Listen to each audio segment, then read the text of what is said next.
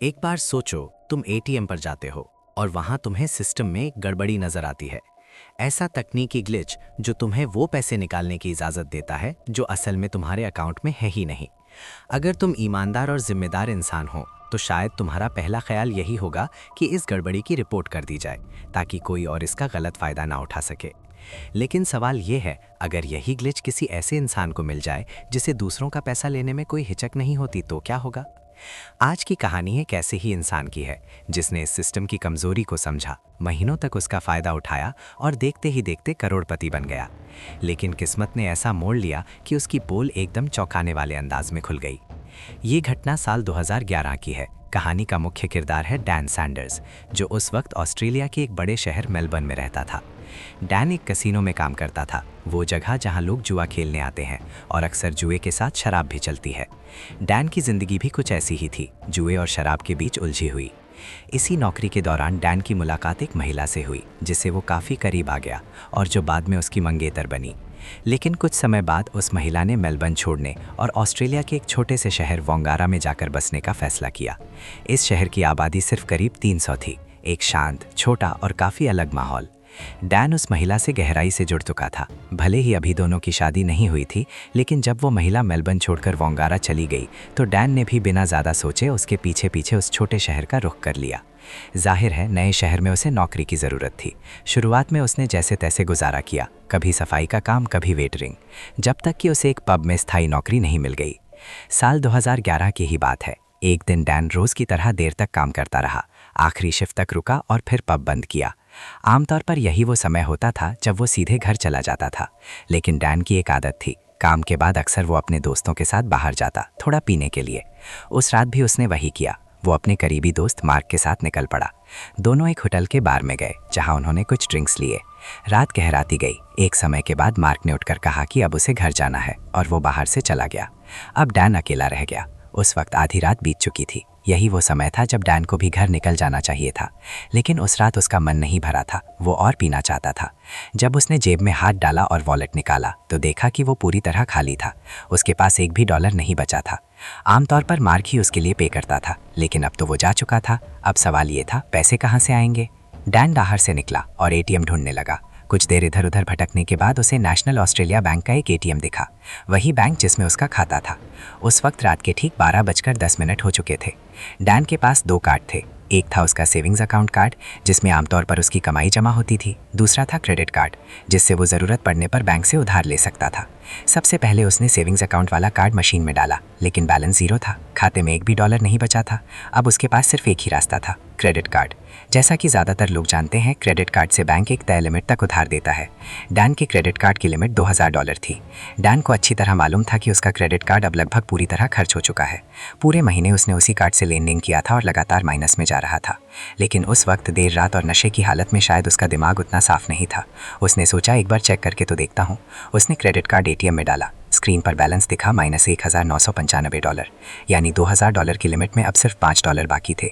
साफ था कि कार्ड की हद तकरीबन खत्म हो चुकी थी। लेकिन डैन ने वहीं से एक और फैसला लिया। उसने $200 अपने क्रेडिट कार्ड से सेविंग्स अकाउंट में ट्रांसफ़र करने की कोशिश की। उसने एटीएम पर ऑप्शन चुना, $200 की राशि डाली और कन्फर्म दबा दिया। जैसा कि उम्मीद थी, सिस्टम ने इस ट्रांजैक्शन को रिजेक्ट कर दिया। स्क्रीन पर साफ लिखा था कि ये ट्रांजैक्शन वैध नहीं है। मशीन ने कार्ड बाहर निकाल दिया। अब तक सब कुछ सामान्य था। सिस्टम ने अपना काम ठीक से किया। अगर कोई और होता तो यहीं से कार्ड लेकर घर चला जाता। वो समझ जाता कि कार्ड की लिमिट खत्म हो चुकी है और अब ट्रांसफ़र संभव नहीं है। आखिर एक खाली क्रेडिट कार्ड से पैसे निकालने की कोशिश करना मूर्खता ही कहलाएगी। लेकिन डैन उस वक्त पूरी तरह होश में नहीं था, नशे में धुत था, और शायद यही वजह थी कि उसने अगली हरकत काफ़ी अजीब कर दी। उसने सोचा, चलो चेक करता हूँ कि पैसे ट्रांसफ़र हुए या नहीं। इस बार उसने एटीएम में अपना सेविंग्स अकाउंट वाला कार्ड डाला, वही अकाउंट जिसमें पहले से ही बैलेंस शून्य था। अब मशीन को सीधे यही दिखाना चाहिए था कि बैलेंस ज़ीरो है, लेकिन स्क्रीन पर जो आया उसने डैन को हैरान कर दिया। वहाँ कोई बैलेंस नहीं दिख रहा था। उसकी जगह लिखा था, अकाउंट बैलेंस इस समय डिस्प्ले नहीं किया जा सकता। डैन स्क्रीन की तरफ कुछ देर देखता रहा। उसके दिमाग में सवाल था, ये कैसा एरर है? अगर अकाउंट खाली है तो मशीन बैलेंस क्यों नहीं दिखा रही? पर वो ज़्यादा सोच नहीं पाया। उसने फ़ौरन विड्रॉल का ऑप्शन चुना और वहाँ $200 डाल दिए, फिर ओके दबा दिया। अब लॉजिक के हिसाब से होना ये चाहिए था कि मशीन कोई एरर मैसेज दे, जैसे बैलेंस इनसफिशिएंट है या फंड्स नहीं है। लेकिन ऐसा कुछ भी नहीं हुआ। मशीन ने बिना कुछ कहे चुपचाप $200 कैश डैन को थमा दिए। कुछ तो गड़बड़ थी। ये बात डैन को उसी पल समझ आ गई, लेकिन उस नशे की हालत में उसने ज़्यादा सोचना ज़रूरी नहीं समझा।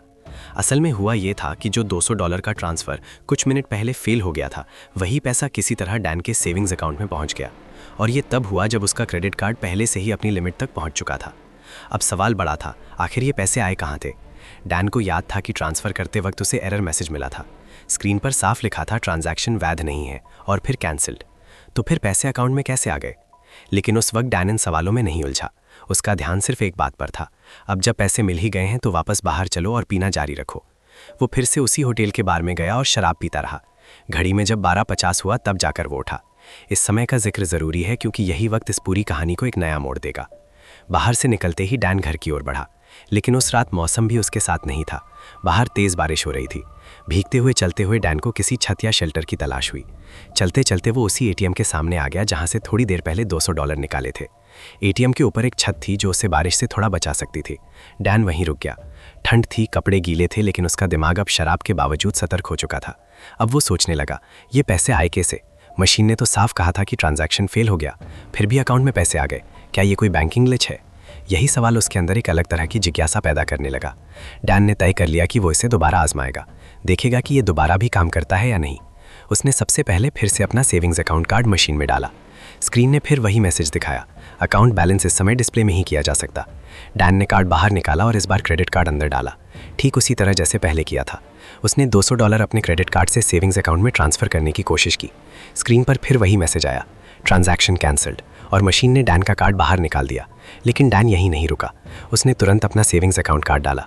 हमेशा की तरह स्क्रीन पर कोई बैलेंस नहीं दिखा। वही पुराना मैसेज, अकाउंट बैलेंस इस समय डिस्प्ले नहीं किया जा सकता। इस बार उसने सीधा विड्रॉल चुना, वहाँ $200 टाइप किया और ओके दबा दिया। और अगले ही पल मशीन ने फिर से $200 कैश में निकालकर इसके हाथ में थमा दिए। ये देखकर डैन के अंदर कुछ बदल गया। उसका दिमाग तेज़ी से चलने लगा। उसने सोचा, अगर $200 निकल सकते हैं तो क्या ज़्यादा रकम भी निकाली जा सकती है। उसने फिर वही प्रोसेस दोहराया, लेकिन इस बार राशि बढ़ा दी। पहले $400, फिर $800। हर बार मशीन ने उतनी ही रकम बिना किसी एरर के दे दी। देखते ही देखते डैन ने उसी रात लगभग $2000 कैश में निकाल लिए, और ये तब जब उसके दोनों अकाउंट लगभग खाली थे। अब तक नशा और थकान दोनों ने उसे जकड़ लिया था। पैसे जेब में भरकर वो किसी तरह घर पहुंचा और बिना कुछ सोचे सीधे बिस्तर पर गिर पड़ा, गहरी नींद में चला गया। सुबह जब डैन की आंख खुली तो उसे रात की बातें धुंधली सी याद थी। पहले उसे लगा शायद ये सब एक सपना था, कोई नशे का भ्रम। लेकिन जैसे ही उसने अपना वॉलेट खोला और उसमें $2000 देखे, सब कुछ साफ हो गया। वो सन्न रह गया। सबसे पहला ख्याल उसके दिमाग में यही आया कि बैंक अकाउंट चेक किया जाए, कहीं ऐसा ना हो कि कोई बड़ी गड़बड़ हो गई हो। उसने सबसे पहले सेविंग्स अकाउंट का बैलेंस देखा और जैसा उम्मीद थी वहाँ बैलेंस अब भी ज़ीरो था। फिर उसने क्रेडिट कार्ड चेक किया, वहाँ वही पुराना बैलेंस था, -$1995। यानी दोनों अकाउंट वैसे ही थे जैसे पहले थे, मानो उसने पैसे निकाले ही ना हो। अब डैन के अंदर दो भावनाएं एक साथ उठी, डर और जिज्ञासा। उसने सोचा, क्या बैंक को ये पता चलेगा? क्या मुझे कोई कॉल आएगी? क्या मुझे पैसे लौटाने पड़ेंगे या फिर कुछ नहीं होगा? उसने इंतज़ार करना शुरू किया। पूरा दिन निकल गया लेकिन कोई फ़ोन नहीं आया।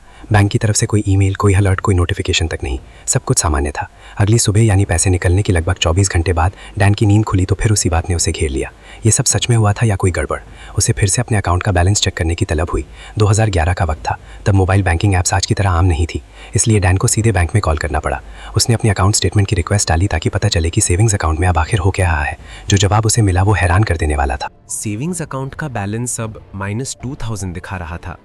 क्रेडिट कार्ड में तो वही पुराना -1995 का बैलेंस दर्ज था, लेकिन उसका सेविंग्स अकाउंट जो पहले शून्य पर था अब गहराई से माइनस में जा चुका था। इसका मतलब था बैंक ने वो सारे पैसे जो डैन ने एटीएम से निकाले थे अब उधारी के रूप में उसके नाम दर्ज कर दिए थे। सिस्टम ने अपनी गलती सुधार ली थी, लेकिन देर से, और अब वो सारा पैसा डैन के सिर पर कर्ज बन चुका था।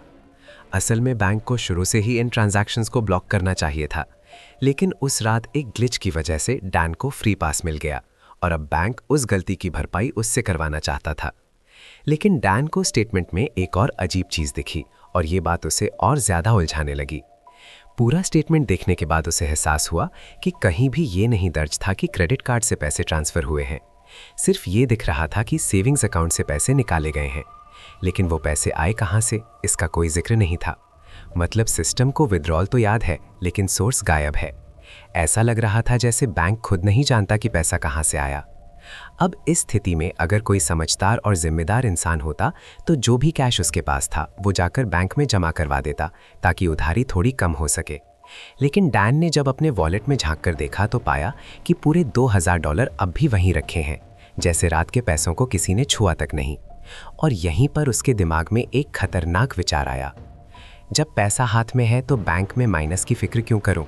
जीरो से तो ये अच्छा ही है। डैन ने तय कर लिया कि फिलहाल इस मौके को एंजॉय किया जाए। उसने सीधा बाजार का रुख किया, कुछ ज़रूरी घरेलू सामान खरीदा और अपने किचन के लिए एक नया फ्रिज भी ले आया। इसके बाद उसने अपने दोस्तों को फ़ोन किया और उन्हें उसी बार में बुलाया जहां वो काम करता था। बहाना था पार्टी, शराब, हंसी मजाक सब कुछ चल रहा था। डैन के लिए ये एक छोटी सी जीत की तरह था, मानो सिस्टम को हराकर उसने अपनी ज़िंदगी का कंट्रोल वापस पा लिया हो। दिन खत्म होते होते उसके पास सिर्फ $300 बचे थे। अब डैन के सामने सिर्फ दो ही रास्ते थे। या तो वो ये बचे हुए पैसे बैंक में जमा करवा देता ताकि कम से कम अपने कर्ज का थोड़ा हिस्सा चुका सके, या फिर वो इन पैसों को दांव पर लगाकर अपनी किस्मत आजमाता, इस उम्मीद में कि शायद बड़ा जीत जाए और उस बैंक के पूरे कर्ज को निपटा सके। ऑस्ट्रेलिया में, खासतौर पर बार्स में, घुड़दौड़ पर सट्टा लगाना काफ़ी आम बात है। लोग किसी खास घोड़े पर भरोसा जताते हैं, उसके जीतने पर दांव लगाते हैं और तय रकम लगाकर उसे 2 गुना तिगुना करने की कोशिश करते हैं। डैन जिस बार में काम करता था वो एक ऑनलाइन सट्टेबाजी प्लेटफॉर्म से जुड़ा हुआ था जिसका नाम था टैब। ये ऑस्ट्रेलिया की सबसे बड़ी घुड़दौड़ सट्टेबाजी साइट मानी जाती है। देश भर के सैकड़ों बार इसी साइट से जुड़े हुए थे जहां ग्राहक कैश देकर दांव लगा सकते थे।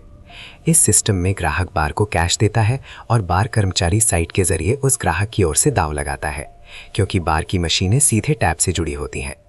डैन ने फैसला कर लिया, उसके पास जो आखिरी $300 बचे थे वो उन्हें घुड़दौड़ पर लगाएगा। उसने एक एक घोड़े को ध्यान से चुना और अलग अलग रेसों में दांव लगाए, लेकिन दिन खत्म होते होते सारे पैसे डूब चुके थे।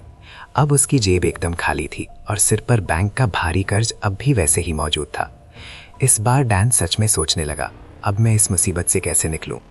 उसका दिमाग बार बार उस रात की तरफ लौट रहा था जब उसने बिना बैलेंस के $2000 निकाल लिए थे। वो सोचने लगा, आखिर वो हुआ कैसे था? मशीन ने पैसे क्यों दिए जबकि अकाउंट में कुछ था ही नहीं? शराब और जुए की लत के बावजूद डैन के अंदर एक चीज़ और थी, एक तेज़ और उत्सुक दिमाग। उसे टेक्नोलॉजी में दिलचस्पी थी। वो सिस्टम्स की बारीकियों को समझना चाहता था।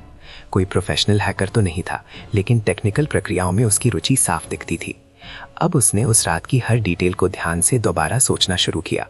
उसकी नज़र एक खास बात पर जाकर अटक गई, टाइमिंग। जब उसने पहली बार पैसे निकाले थे उस वक्त रात के ठीक 12:10 हुए थे। उसे यकीन होने लगा कि शायद एटीएम सिस्टम में तारीख या टाइम से जुड़ी कोई गड़बड़ी है, एक लूप होल जिससे पैसे निकल जाते हैं लेकिन ट्रांजैक्शन लॉक पूरी तरह नहीं बनता। डैन ने तय किया कि वो एक बार फिर कोशिश करेगा, लेकिन ठीक 12:10 के बाद। कुछ दिन बाद जब उसने अपनी शिफ्ट पूरी की और बार बंद किया तो वो उसी पुराने एटीएम के पास पहुंच गया जहां से ये सब शुरू हुआ था। उसने सबसे पहले सेविंग्स अकाउंट वाला कार्ड मशीन में डाला। स्क्रीन पर -$2000 का बैलेंस दिखा, जो पिछली बार की तरह ही था।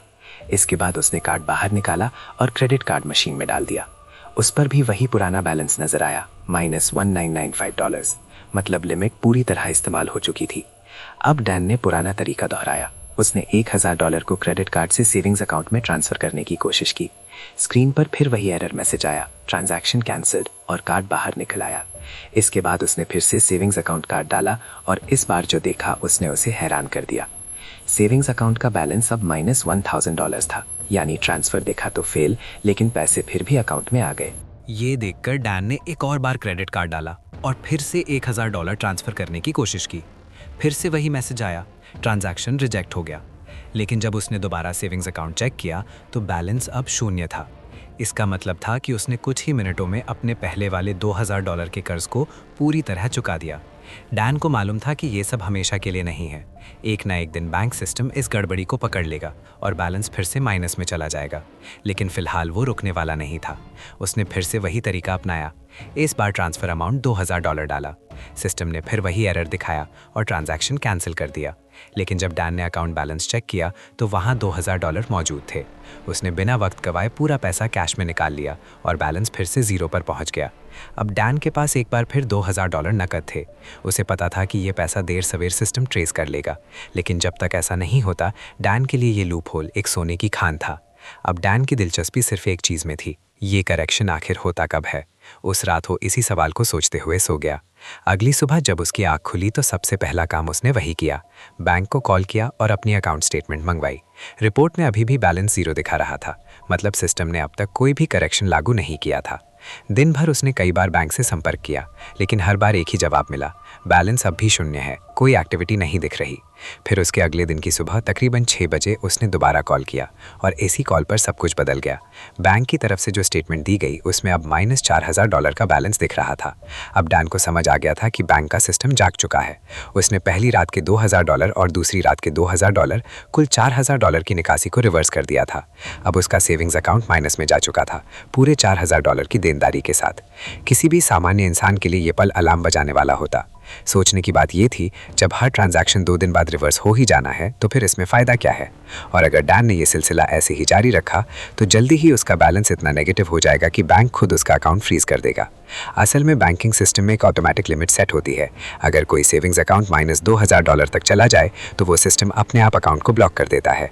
लेकिन डैन को अब एक चीज़ बहुत अच्छे से समझ आ चुकी थी, बैंक का करेक्शन तुरंत नहीं होता, इसे ट्रिगर होने में कम से कम 24 घंटे से ज़्यादा लगते हैं। और यहीं छुपा था वो ग्लिच, वो लूप होल, जिससे डैन ने अब सचमुच फ़ायदा उठाना शुरू कर दिया। अब डैन के दिमाग में एक थ्योरी बनने लगी थी। उसका मानना था कि जैसे ही रात के 12 बजते हैं, एटीएम एक तरह के स्टैंड बाय मोड में चला जाता है। इस मोड में एटीएम का संपर्क बैंक के मेन सर्वर से टूट जाता है और वो लोकल सिस्टम पर काम करने लगता है। इस दौरान यानी रात 12 बजे से 1 बजे तक मशीन बैंकिंग नेटवर्क से डिस्कनेक्टेड रहती है। यहीं से वो लूप होल शुरू होता था। इसी 1 घंटे की विंडो में डैन क्रेडिट कार्ड से सेविंग्स अकाउंट में ट्रांसफर करता था। बैंक का सिस्टम उस वक्त उसे ब्लॉक नहीं कर पाता था क्योंकि ट्रांजैक्शन का डेटा तुरंत सर्वर तक पहुंचता ही नहीं था। असल में ये एक सिस्टम ग्लिच था, एक ऐसी खामी जो कभी नहीं होनी चाहिए थी, लेकिन वो थी और डैन अब उसका पूरा फायदा उठा रहा था। डैन ने देखा कि बैंक का करेक्शन सिस्टम हमेशा 24 घंटे बाद एक्टिव होता है। यहीं पर उसने एक तरीका निकाल लिया। अगर वो हर रात 12 बजे से 1 बजे के बीच ट्रांसफ़र करे तो वो पिछले नेगेटिव बैलेंस को नई ट्रांसफ़र से कवर कर सकता था। लेकिन एक शर्त थी, उसे हर बार पिछली राशि से ज़्यादा ट्रांसफ़र करना होगा। उदाहरण के लिए, अगर डैन आज रात $1,000 निकालता है तो कल रात उसे $2,000 ट्रांसफ़र करने होंगे, ताकि $1,000 पिछली रात का कवर हो जाए और $1,000 आज की निकासी के लिए बचे। अगर तीसरी रात वो फिर से $1,000 निकालना चाहता है तो उसे इस बार $3,000 ट्रांसफ़र करने होंगे, ताकि पहली और दूसरी रात के $1,000 दोनों कवर हो जाए। इसका मतलब था कि हर रात का ट्रांसफ़र अमाउंट लगातार एक्यूमुलेट होता जाता है। लेकिन इसी के साथ डैन को एक और फ़ायदा भी पता चला। मशीन एक बार में 6 अंकों तक का ट्रांसफ़र स्वीकार करती थी। वो एक बार में $9,999 तक ट्रांसफ़र कर सकता था और अगर उसे इससे भी ज़्यादा की ज़रूरत होती तो वो बस एक और ट्रांसफ़र कर सकता था। कोई रोक नहीं थी। मशीन उसे बार बार ट्रांजैक्शन करने से नहीं रोकती थी। लेकिन इस पूरे सिस्टम के पीछे एक खतरनाक शर्त भी थी। उसे ये ट्रांसफ़र हर रात करना ही पड़ता था। अगर वो एक भी रात चूक जाता तो जितने भी पैसे उसने पहले निकाले थे, चाहे $1,000 हो या $1,00,000, सब एक साथ नेगेटिव बैलेंस में जुड़ जाते। उदाहरण के लिए, अगर डैन ने कुछ दिनों में कुल $1,00,000 निकालता है और वो सिर्फ 1 रात ट्रांसफ़र करना भूल जाए तो अगली सुबह उसका सेविंग्स अकाउंट सीधा -$1,00,000 में चला जाएगा। जैसे ही बैंक का सिस्टम इस नेगेटिव लिमिट को पकड़ता, वो तुरंत उसके अकाउंट को फ्रीज कर देता। उस वक्त तक सब कुछ खत्म हो चुका होता। इसका मतलब साफ था, अगर डैन इस ग्लिच का फ़ायदा उठाना चाहता था तो उसे हर रात बिल्कुल तय समय पर वही प्रक्रिया दोहरानी पड़ती। उसे ठीक 12 बजे से 1 बजे के बीच ट्रांसफ़र करना ही करना था और एक भी रात छूटनी नहीं चाहिए थी। सिर्फ इतना ही नहीं, उसे हर बार पिछली बार निकाली गई रकम से 2 गुना ट्रांसफ़र करना पड़ता था। इसकी 2 वजह थीं। पहली, ताकि पिछली रात के निकाले गए पैसों की भरपाई हो सके। दूसरी, ताकि उस रात के लिए कुछ कैश निकाला जा सके जिसे वो खर्च कर सके और फिर अगली रात के ट्रांसफ़र से उसकी भरपाई कर पाए। इस पूरे खेल में कुछ बेहद सख्त शर्तें थीं। अगर डैन ने इन शर्तों से ज़रा भी चूक की, चाहे टाइमिंग में, ट्रांसफ़र की राशि में या प्रक्रिया में, तो सब कुछ एक पल में उसके खिलाफ पलट सकता था। अगर बैंक को ज़रा भी शक होता तो पूरा धोखा पकड़ में आ सकता था। इसलिए डैन के लिए एक सख्त और सटीक रूटीन बनाना ज़रूरी हो गया। हर रात एक ही वक्त निकलना, एक ही पैटर्न में ट्रांसफ़र करना और किसी भी नियम से ना भटकना, यही उसकी सफलता की कुंजी बन गया था। जैसे जैसे डैन इस सिस्टम को रोज़ इस्तेमाल करता गया, उसने एक और ज़रूरी बात नोट की। वो ये ट्रिक किसी भी एटीएम पर नहीं, बल्कि सिर्फ NAB यानी नेशनल ऑस्ट्रेलिया बैंक की मशीनों पर काम करती थी। अब उसका तरीका साफ हो चुका था। हर रात वो किसी भी NAB एटीएम तक पहुंचता, ठीक टाइम पर ट्रांजैक्शन करता, बड़ी रकम ट्रांसफ़र करता और कैश निकाल लेता। शुरुआत में उसके अंदर थोड़ा अपराध बोध था, गिल्ट, कि वो असल में चोरी कर रहा है। लेकिन ज़्यादा दिन नहीं लगे उसे खुद को समझाने में। डैन ने खुद को तसल्ली दी कि वो कोई बुरा काम नहीं कर रहा। उसके दिमाग में एक ही बात चलती रही, मैं बैंक से पैसा ले रहा हूँ, कोई गरीब आदमी थोड़ी लूट रहा हूँ। बैंक एक ऐसी संस्था है जो हर वक्त आम लोगों से फीस, ब्याज और चार्जेस के नाम पर पैसे लेती रहती है। अगर सिस्टम में कोई खामी है और उसने उस मौके का फ़ायदा उठाया तो इसमें बुरा क्या है। यही लॉजिक वो बार बार अपने दिमाग में दोहराता रहा। धीरे धीरे उसका ज़मीर भी इस तर्क को मानने लगा। उसने इस पूरे खेल के बारे में किसी को कुछ नहीं बताया, ना अपने दोस्तों से और ना अपनी मंगेतर से, जो एक कट्टर ईसाई थी और एक प्राइमरी स्कूल में धर्म की टीचर थी। डैन जानता था अगर उसकी मंगेतर को पता चला कि वो हर रात बैंक से हज़ारों डॉलर निकाल रहा है तो वो इस हरकत को कभी मंजूर नहीं करेगी। पहले ही हफ्ते में डैन करीब 2000 डॉलर निकाल चुका था। उसे सबसे ज़्यादा मज़ा तब आता जब वो अपने दोस्तों को ड्रिंक्स पर बुलाता और घुड़दौड़ पर दाव लगवाता। उसके दोस्त ना सिर्फ उसके साथ होते बल्कि कई बार उसे सही घोड़ा चुनने की सलाह भी देते। वो अब ऐसी ज़िंदगी जी रहा था जो उसके जैसे आदमी के लिए पहले सिर्फ एक सपना थी। बार में सबके लिए ड्रिंक्स खरीदना, कभी कभी पूरे बार को पार्टी देना और कहना आज सब मेरी तरफ से। धीरे धीरे लोगों को शक होने लगा, डैन के पास इतना पैसा आखिर आ कहाँ से रहा है। उसकी सैलरी तो बस मामूली थी, इतना खर्चा तो उसकी कमाई से मुमकिन ही नहीं था। जब किसी ने पूछा तो डैन ने सीधा जवाब दिया, घुड़दौड़ से जीत रहा हूँ। क्योंकि वो दोस्तों के सामने सट्टा लगाता था और कभी कभी जीत भी जाता था तो उनकी नज़रों में ये झूठ भी सच जैसा लगने लगा। मगर हकीकत इससे बिल्कुल अलग थी। डैन अब बुरी तरह जुए की लत में फंसा हुआ था। वो बार में काम करते करते भी ऑस्ट्रेलिया की सबसे बड़ी बेटिंग वेबसाइट टैप पर लगातार दाव लगाता रहता था। कई बार वो जीता ज़रूर, लेकिन ज़्यादातर समय हारता ही रहा। धीरे धीरे उसकी कुल हार की रकम 50,000 डॉलर तक पहुंच चुकी थी। फिर भी वो नहीं रुका। वो अंदर से जानता था कि चीज़ें हाथ से निकल रही हैं, लेकिन फिर भी हर दाम उसे अगली उम्मीद की तरह लगता। फिर एक दिन मामला वहां तक पहुंच गया जहां वेबसाइट की मैनेजमेंट ने सीधा उस बार के मालिक से संपर्क कर लिया। जैसा पहले बताया गया था, वो बार उसी वेबसाइट से जुड़ा हुआ था और सारी ट्रांजैक्शन बार के सिस्टम से होकर जाती थी। जब डैन अपनी शिफ्ट के लिए बार पहुंचा तो उसने देखा कि उसका बॉस वेबसाइट की टीम से गंभीर बातचीत कर रहा था। टैब वेबसाइट की टीम ने फ़ोन पर बार मालिक को बताया कि उसका एक कर्मचारी बहुत बड़ी रकमों में बैटिंग कर रहा है। उन्हें शक था कि ये आदमी उन्हें धोखा दे रहा है, क्योंकि वही शख्स ग्राहकों से कैश लेता है और फिर उसी कैश से खुद दाव लगाता है। वेबसाइट की टीम को लगने लगा था कि वो व्यक्ति यानी डैन पैसे तिजोरी में जमा करने के बजाय सीधे सट्टेबाजी में लगा रहा है। अगर दांव हार जाता है तो नुकसान वेबसाइट का होता है और अगर जीतता है तो फ़ायदा वो खुद रख लेता है। जब बार के मालिक ने खुद जाकर तिजोरी की जांच की तो सारा पैसा उसमें मौजूद था, किसी भी रकम की कोई कमी नहीं थी। ये देखकर मालिक चौंक गया। उसे समझ नहीं आ रहा था कि डैन जैसी मामूली सैलरी पर काम करने वाला इंसान इतनी बड़ी रकमों में बैटिंग कैसे कर सकता है। एक बार तो ऐसा हुआ कि डैन ने जितनी रकम एक रात में दांव पर लगा दी उतनी रकम तो पूरा बार महीने भर में भी नहीं कमा पाता था। ऐसे नंबर देखकर शक पैदा होना लाजमी था। आखिरकार टैब वेबसाइट ने डैन का अकाउंट ब्लॉक कर दिया। उसे सट्टेबाजी से हमेशा के लिए बैन कर दिया गया। बार मालिक ने भी डैन को नौकरी से निकाल दिया। अब ये बात साफ हो चुकी थी कि डैन किसी गड़बड़ी में शामिल है। लोगों के बीच सबसे पहला शक यही उभरा कि शायद डैन ड्रग डीलिंग कर रहा है। छोटे शहरों में ऐसी बातें जल्दी फैलती है, हर कोई उससे दूरी बनाने लगा। डैन ने खुद भी नौकरी छोड़ दी। वैसे भी अब उसे उस काम की ज़रूरत नहीं थी। लेकिन मामला अब सिर्फ नौकरी तक सीमित नहीं रहा। अफवाहें इतनी तेज़ी से फैलीं कि कुछ ही दिनों में ये बात उसकी मंगेतर तक पहुंच गई। उसने डैन को एक छोटा सा टेक्स्ट मैसेज भेजा। उसमें लिखा था, मुझे नहीं पता तुम किस चीज़ में फंसे हो, लेकिन मैं इसका हिस्सा नहीं बनना चाहती। हमारे बीच अब सब कुछ खत्म है। ये सुनकर डैन को बहुत गहरा झटका लगा। वो पैसे तो कमा रहा था, लेकिन धीरे धीरे हर चीज़ खोता जा रहा था। उसका रिश्ता, उसका भरोसा, उसकी पहचान। अब उसे लगा कि उसे किसी से बात करनी चाहिए, किसी ऐसे से जो उसे जानता हो और शायद समझ भी सके। उसे सिर्फ एक नाम याद आया, मार्क, उसका पुराना दोस्त। डैन ने मार्क को फ़ोन किया और उसे पूरी सच्चाई बता दी। उसने बताया कि उसने बैंकिंग सिस्टम में एक ऐसा ग्लिच खोज निकाला है जिससे वो बिना लिमिट के पैसा निकाल सकता है। मार्क ने उसकी पूरी बात ध्यान से सुनी, फिर सीधा जवाब दिया, ये मामला तेरा है, मैं इसमें नहीं पढ़ना चाहता, लेकिन इस बात से मेरी सोच तुझसे नहीं बदलेगी। तू अब भी मेरा दोस्त है। उस समय वीकेंड था। डैन ने सुझाव दिया कि क्यों ना थोड़ा टाइम एंजॉय किया जाए, एक ट्रिप मेलबर्न की, उसके खर्चे पर। मार्क ने हामी भरी, क्यों नहीं। मेलबर्न वही शहर था जहां डैन पहले काम करता था, एक कैसीनो में। वही जगह जहां से उसने वंगारा शिफ्ट किया था अपनी मंगेतर के पीछे, और अब वही मंगेतर उसे छोड़ चुकी थी। डैन और मार्क ने ट्रेन पकड़ी और मेलबर्न पहुंच गए। वहां उन्होंने क्राउन टावर्स में चेक इन किया, जो शहर का एक 5 स्टार लग्जरी होटल था। होटल के विशाल कमरे की खिड़की से शहर का नज़ारा देखते हुए डैन को पहली बार असली अमीर होने का एहसास हुआ। उसे लगने लगा कि पैसा सच में ज़िंदगी को बेहतर बना सकता है। लेकिन इस सब के बीच भी उस रात उसे फिर से एटीएम जाना पड़ा, वही लॉस का ट्रांसफ़र प्रोसेस दोहराने के लिए, क्योंकि एक भी रात मिस करना मतलब पूरे सिस्टम को खतरे में डालना था। अगले दिन डैन और मार्क होटल के कैसीनो में गए। उन्होंने वहाँ हज़ारों डॉलर की बाजी लगाना शुरू कर दी। दोनों एक से दूसरे गेम में जाते गए और हर बार ज़्यादा पैसा हारते गए। अब वो दोनों लापरवाह हो चुके थे। उन्हें लगने लगा था कि उनके पास कभी पैसा खत्म हो ही नहीं सकता। इसीलिए हर रात वो फिर से उसी कैसीनो में जाते और हर बार अपनी साल भर की कमाई जितनी रकम गवा देते।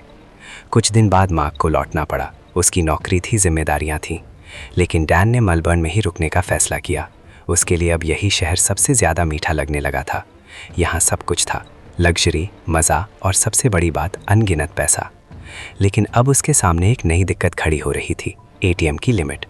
भले ही उसके पास डिजिटल बैलेंस में लाखों डॉलर ट्रांसफ़र हो सकते थे, लेकिन मशीन से कैश निकालने की एक सीमा थी। और ज़्यादा बड़ी बात, हर मशीन में एक वक्त पे सीमित कैश ही होता था। तभी डैन ने एक बोल्ड कदम उठाने का फैसला किया, क्योंकि अब उसके अकाउंट में आधे मिलियन से भी ज़्यादा थे। वो जानता था कि अगर चाहे तो $1,00,000 एक साथ भी निकाल सकता है, लेकिन इतनी बड़ी रकम किसी एटीएम से नहीं मिल सकती थी। इसके लिए उसे सीधे बैंक की ब्रांच में जाना पड़ता। ये कदम आसान नहीं था, क्योंकि जो कुछ डैन कर रहा था वो एक तरह से चोरी ही थी। उसके मन में हर वक्त ये डर बैठा था कि कहीं बैंक को शक ना हो जाए, कहीं ऐसा ना हो कि पुलिस अचानक उसके होटल के कमरे का दरवाज़ा खटखटा दे। सीधे बैंक में जाकर पैसा मांगना उसके लिए सबसे रिस्की मूव था। कुछ दिनों तक वो इसी सोच में उलझा रहा कि जाए या नहीं। फिर एक दिन उसने तय किया कि अब वक्त आ गया है कोशिश करने का। डैन जानता था कि सीधा $1,00,000 मांग लेना बेवकूफ़ी होगी, इसीलिए उसने चालाकी से शुरुआत की। पहले दिन वो बैंक पहुंचा और सिर्फ $1,000 निकालने की रिक्वेस्ट की। मकसद सिर्फ ये था कि बैंक वालों का रिएक्शन देखा जा सके। बैंक के अंदर जाते हुए वो थोड़ा नर्वस था, लेकिन चेहरे पर नॉर्मल एक्सप्रेशन रखे हुए था। उसने काउंटर पर खड़े स्टाफ को अपनी आईडी दी और कहा, मुझे $1,000 निकालने हैं। कर्मचारी ने तुरंत प्रोसेस किया और थोड़ी देर में उसे पूरा कैश दे दिया। इसके बाद डैन ने काउंटर वाले से एक और सवाल किया, वैसे मेरे अकाउंट में अभी कितना बैलेंस है? कर्मचारी ने कंप्यूटर स्क्रीन देखी और जवाब दिया, $5,37,227।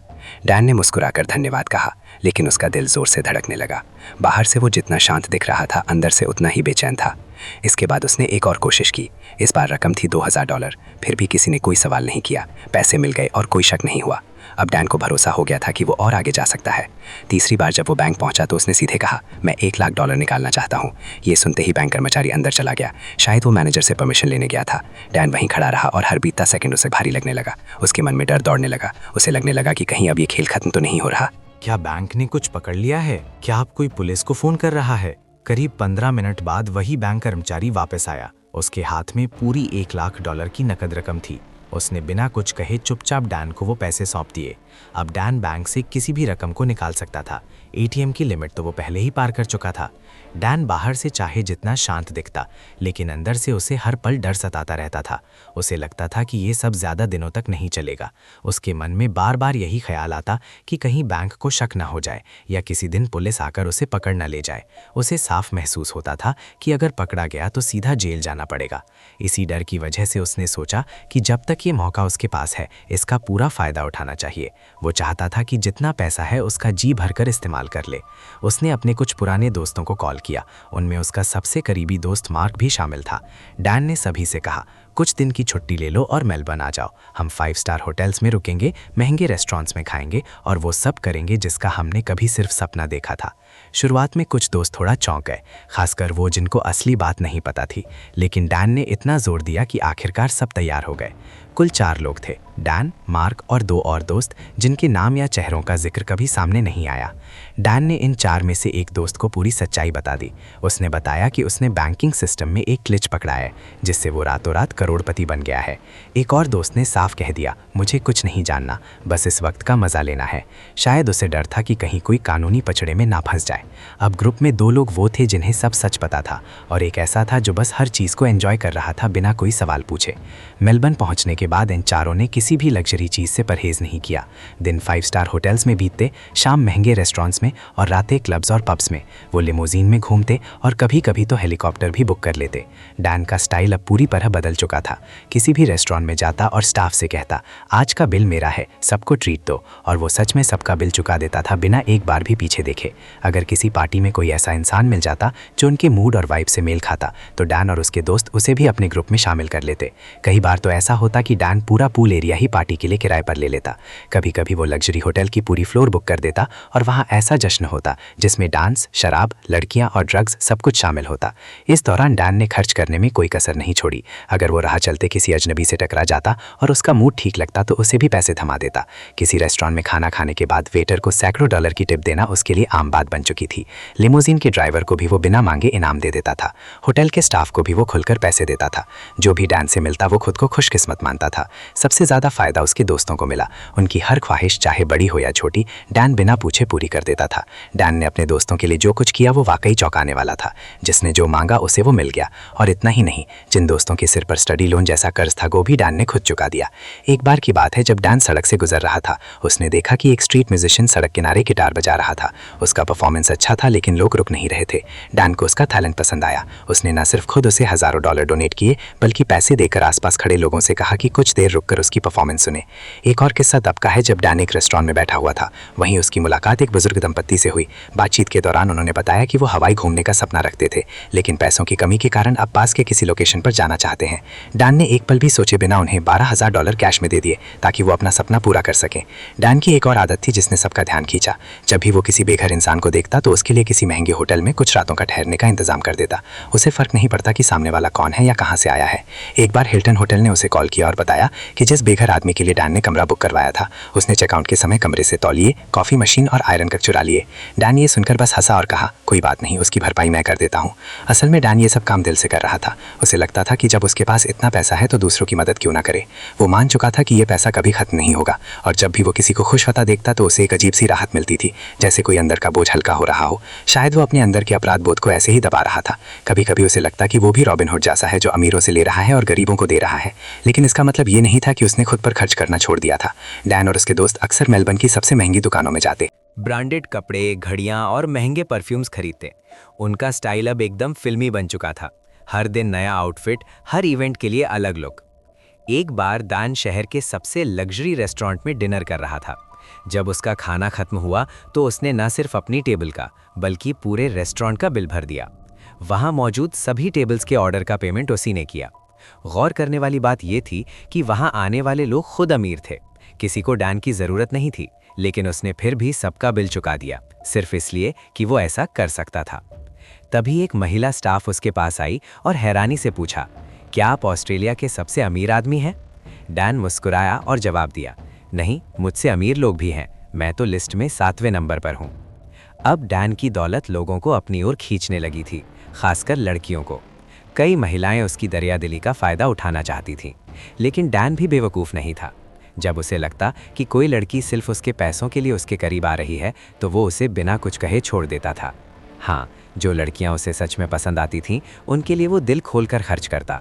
उसने कई लड़कियों को गहने, ब्रांडेड कपड़े और महंगे गिफ्ट्स दिए, लेकिन इसके बावजूद एक चीज़ थी जो डैन को हर हाल में रोज़ करनी पड़ती थी। वो था बैंक ट्रांसफ़र। हर रात ठीक 12 बजे से पहले उसे किसी NAB ATM पर पहुंचना होता था और वही पुरानी प्रक्रिया दोहरानी पड़ती थी। अगर वो सिर्फ एक रात भी ये स्टेप मिस कर देता तो पूरा सिस्टम उसके खिलाफ पलट सकता था। यही वजह थी कि डैन ने अपने फ़ोन में अलार्म लगाना शुरू कर दिया था हर रात के लिए। अलार्म बजते ही उसे याद आता कि अब वक्त हो गया है ATM जाने का। ये उसका सबसे अहम रूटीन बन चुका था, एक आसान नियम जिसे तोड़ने का मतलब था सब कुछ खो देना। सिर्फ 4 महीनों में डैन ने बैंक से $1.6 मिलियन से भी ज़्यादा की रकम निकाल ली थी। हैरानी की बात यह थी कि बैंक को अब तक इस गड़बड़ी की भनक तक नहीं लगी थी। कोई विश्वास नहीं कर सकता, लेकिन डैन ने वाकई 4 महीने में इतना पैसा कमाया नहीं, सीधे सिस्टम से निकाल लिया और बेहिसाब खर्च किया। एक बार तो उसने $900 में एक प्राइवेट प्लेन किराए पर लिया और इंडोनेशिया के पास एक छोटे से द्वीप पर उड़ान भर दी।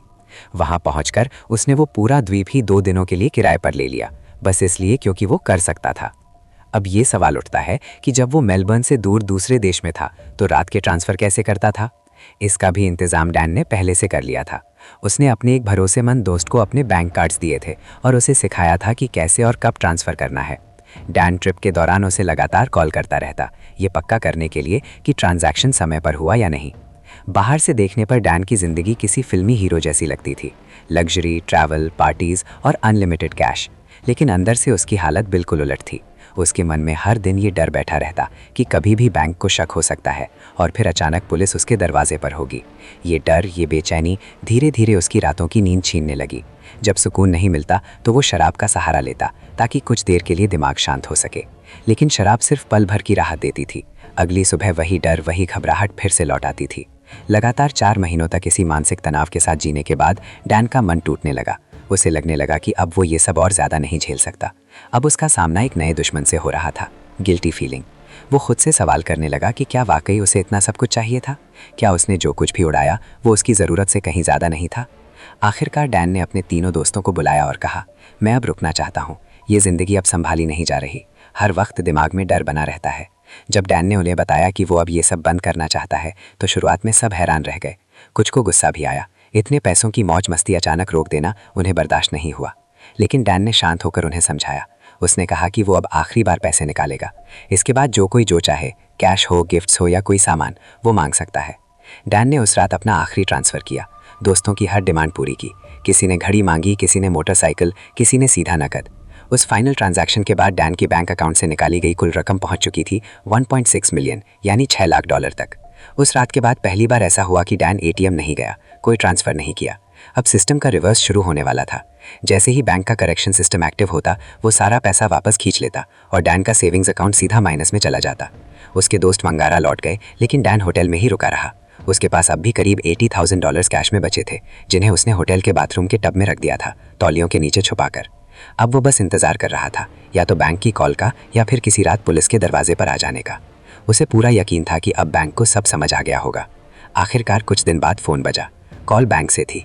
डैन ने कॉल उठाई। सामने वाले ने सीधा कहा, हमने आपके अकाउंट में कुछ अजीब गतिविधियां देखी हैं, क्या आप बता सकते हैं ये सब क्या है? डैन ने जवाब दिया, मुझे नहीं पता, आप ही बताओ। बैंक की तरफ से थोड़ी देर चुप्पी रही। फिर उन्होंने कहा, हम इसकी जांच कर रहे हैं, अगर कुछ गड़बड़ निकली तो हम पुलिस को रिपोर्ट करेंगे और हम आपको चेतावनी देते हैं, भागने या छुपने की कोशिश मत कीजिएगा। डैन ने बस एक शब्द में जवाब दिया, ठीक है। इसके बाद वो फिर से इंतज़ार करने लगा। दिन बीते लेकिन कोई अपडेट नहीं आया। 1 महीना बीत गया। डैन थक चुका था। ना बैंक की तरफ से कोई कॉल आई, ना ही पुलिस दरवाजे पर पहुंची। अब उसकी बेचैनी हद से ज़्यादा बढ़ चुकी थी। आखिरकार उसने खुद ही बैंक को फ़ोन किया, ये जानने के लिए कि मामला अब कहाँ तक पहुंचा है। फ़ोन रिसीव करने वाली महिला कर्मचारी ने उसे होल्ड पर डाल दिया। 20 मिनट तक इंतज़ार करवाने के बाद आखिरकार एक आदमी लाइन पर आया। उसका नाम था बर्नी। शायद वो बैंक का कोई सीनियर अधिकारी था। बर्नी ने बिना कोई भूमिका बनाए सीधा कहा, मिस्टर डैन, अब आपको एक भी पैसा नहीं मिलेगा और मुझे लगता है कि आप इसकी वजह जानते हैं। डैन ने जवाब दिया, मुझे पैसे नहीं चाहिए, बस आप इतना बता दीजिए कि चल क्या रहा है। बर्नी का लहजा ऐसा था जैसे कोई सख्त टीचर अपने बिगड़े हुए छात्र को डांट रहा हो। उसने कहा, तुम बहुत बिगड़ गए हो। डैन को अब वाकई पछतावा होने लगा। उसने शर्मिंदा होकर माफ़ी मांगी, लेकिन बर्नी का आखिरी वाक्य डैन की रूह तक को हिला देता है, अब तुम जेल जाओगे, पुलिस तक मामला पहुंच चुका है, तुमने अपनी ज़िंदगी बर्बाद कर दी है। इस कॉल के बाद डैन को पूरा यकीन हो गया कि अब कोई भी पल आखिरी हो सकता है। पुलिस कभी भी आकर दरवाज़ा खटखटा सकती है। होटल का कमरा उसके नाम से बुक था, उसे पकड़ना कोई मुश्किल नहीं था। लेकिन फिर कुछ अजीब होता है। 1 महीना और बीत जाता है, फिर 2, लेकिन ना बैंक की तरफ से कोई कानूनी कार्यवाही होती है, ना पुलिस की तरफ से कोई नोटिस आता है। थक कर और पैसों के ख़त्म होने की कगार पर खड़ा डैन मेलबर्न छोड़कर वापस वांगारा लौट जाता है, वही छोटा सा कस्बा जहाँ से ये सब शुरू हुआ था। अब वो हर दिन बस इसी डर में जीता है कि कभी भी कोई दस्तक होगी और पुलिस उसे ले जाएगी। इस दौरान बैंक की तरफ से धमकी भरे कॉल्स आते रहते हैं, कभी गिरफ्तारी की धमकी, कभी कोर्ट का हवाला, कभी जेल की चेतावनी, लेकिन कोई ठोस कदम नहीं उठाया जाता। 1 साल गुजरता है, फिर दूसरा, लेकिन फिर भी कोई पुलिस नहीं आती, कोई गिरफ्तारी नहीं होती, कोई मुकदमा नहीं चलता। इस पूरे समय में डैन गहरे तनाव और डर के साथ जीता है। उसने कुछ वकीलों से भी सलाह ली, लेकिन उन्हें भी कुछ समझ नहीं आता। बैंक धमकी देता रहता है, पर कानूनी कार्यवाही अब तक सिर्फ बातों तक ही सीमित है। डैन लगातार 2 साल तक इंतजार करता रहा। बैंक की तरफ से धमकी भरे कॉल्स आते रहे, कभी कहते कि केस अभी भी जांच में है, तो कभी कहते कि पुलिस कभी भी आ सकती है। डैन समझ नहीं पा रहा था कि बैंक सच में कुछ कर नहीं पा रहा या सिर्फ उसे डरा कर दबाव में रखना चाहता है। 2014 की शुरुआत तक हालात ऐसे हो चुके थे कि उसके एटीएम ट्रांसफ़र शुरू हुए पूरे 2 साल बीत चुके थे। इस लंबे तनाव ने उसकी मानसिक हालत को बुरी तरह कमज़ोर कर दिया था। वो ना जेल में था, ना पूरी तरह आज़ाद। उसकी ज़िंदगी बस एक अनदेखे खतरे की छाया में फंस कर रह गई थी। आखिरकार उसने तय किया कि अब चुप रहने का कोई फ़ायदा नहीं है। अगर बैंक को कोई जवाब देना है तो उसे मजबूर करना पड़ेगा कि वे सामने आए।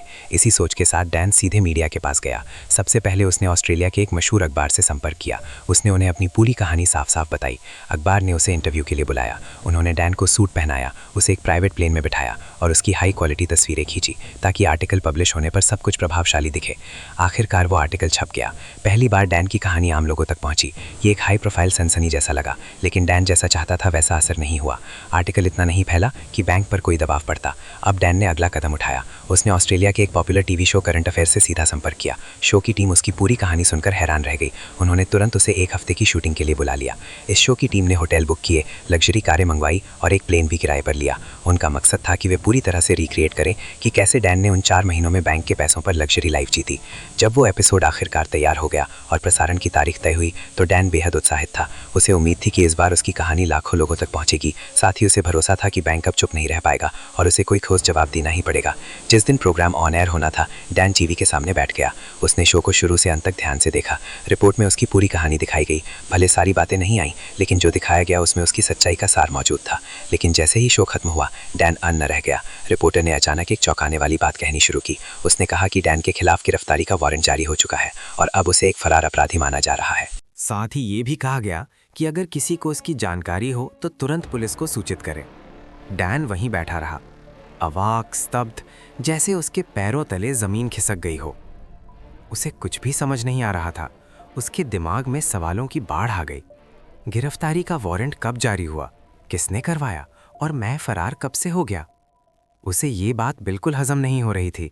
सबसे अजीब बात तो ये थी कि ये वही चैनल और वही टीम थी जो उसे 1 हफ्ते तक शूटिंग पर लेकर गई थी। उन्होंने उसे 5 स्टार होटल में रुकवाया, लग्जरी लाइफस्टाइल में फिल्माया और अब वही लोग कह रहे थे कि वो पुलिस से भाग रहा है। डैन को सबसे ज़्यादा तकलीफ इस बात से हुई कि अगर किसी को उसे गिरफ्तार करना ही होता तो वो बिना किसी विरोध के आत्मसमर्पण कर देता।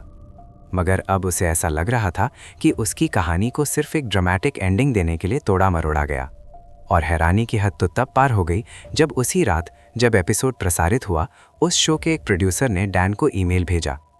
ईमेल में लिखा था कि उन्हें डैन से मिलकर बहुत अच्छा लगा, वो बेहद दिलचस्प इंसान है और उम्मीद है कि उसे एपिसोड पसंद आया होगा। लेकिन डैन को उस एपिसोड से सिर्फ दुख मिला। उसे सबसे ज़्यादा तकलीफ उस झूठे फरार टैग से हुई जिसे शो के अंत में जोड़ दिया गया था। और जैसे ही एपिसोड प्रसारित हुआ, उसी रात शो के एक प्रोड्यूसर ने डैन को ईमेल भेजा। उसमें लिखा था कि अगर डैन को अपने इंटरव्यू की तस्वीरें या शूट की कुछ क्लिप्स चाहिए हो तो वो अगले गुरुवार टीवी स्टेशन आकर ले सकता है। डैन को तुरंत शक हुआ कि ये कोई जाल हो सकता है। उसके मन में सवाल उठने लगे, क्यों ये लोग ऐसा कर रहे हैं? क्या अब मुझे पकड़वाना चाहते हैं? लेकिन फिर उसने सोचा कि अब इस खेल को ख़त्म कर देना चाहिए। अगर उसे वाकई गिरफ्तार करना है तो हो ही जाने दो। गुरुवार को डैन तय समय पर टीवी स्टेशन पहुंचा। जैसे ही उसने अंदर कदम रखा, चारों ओर से कैमरा क्रू ने उसे घेर लिया। हर तरफ से कैमरे उस पर फोकस हो रहे थे। उसी वक्त एक पुलिस अफसर उसके पास आया और बोला, तुम्हें गिरफ्तार किया जा रहा है। ये सब कैमरों के सामने हो रहा था। डैन को उसी पल समझ आ गया कि ये पूरा प्लान क्यों रचा गया था। ये सब शो के क्लाइमैक्स के लिए था। टीवी चैनल चाहता था कि वो खुद को हीरो दिखाए कि उन्होंने एक अपराधी को पकड़वाया है। लेकिन असलियत तो ये थी कि डैन 2 साल से खुद पुलिस और बैंक का इंतजार कर रहा था। उसने खुद मीडिया से संपर्क किया था, खुद इंटरव्यू दिया था ताकि उसकी कहानी सब तक पहुंचे और कोई फैसला हो। अब जब उसे गिरफ्तार किया गया तो उसे सीधे पुलिस स्टेशन ले जाया गया। वहां ना कोई पूछताछ हुई, ना कोई लंबा इंटरव्यू। बस उसके फिंगरप्रिंट लिए गए और फिर उसे सीधे जेल भेज दिया गया। उसे एक सरकारी वकील नियुक्त किया गया और जब इस वकील ने उसे सच्चाई बताई तो डैन और भी ज़्यादा हैरान रह गया। पहली बात जो सामने आई वो ये थी, जिसने डैन को गिरफ्तार किया था वो असल में इस केस का इन्वेस्टिगेटिंग ऑफिसर था ही नहीं, बल्कि वो तो टीवी शो के प्रोड्यूसर का निजी दोस्त था जिसे सिर्फ शो के कैमरे के लिए बुलाया गया था ताकि एक दृश्यात्मक गिरफ्तारी हो सके। वास्तव में वो पुलिस अफसर इस केस की असली डिटेल से बिल्कुल अनजान था। उसे सिर्फ ये रोल मिला था कि कैमरे के सामने आकर गिरफ्तारी की एक्टिंग करे, जैसे वो किसी फिल्म का हिस्सा हो। उसे सिर्फ कैमरे के सामने गिरफ्तारी करने के लिए लाया गया था। असल में उससे पहले ना कोई औपचारिक पूछताछ हुई थी और ना ही किसी पुलिस जांच की प्रक्रिया शुरू की गई थी। डैन को उस समय ये सच्चाई समझ आई जब उसे बताया गया कि बैंक ने ये मामला कभी आधिकारिक रूप से पुलिस को सौंपा ही नहीं था। इसकी एक बड़ी वजह थी, बैंक अपने सिस्टम में हुई इतनी बड़ी गलती को सार्वजनिक नहीं करना चाहता था।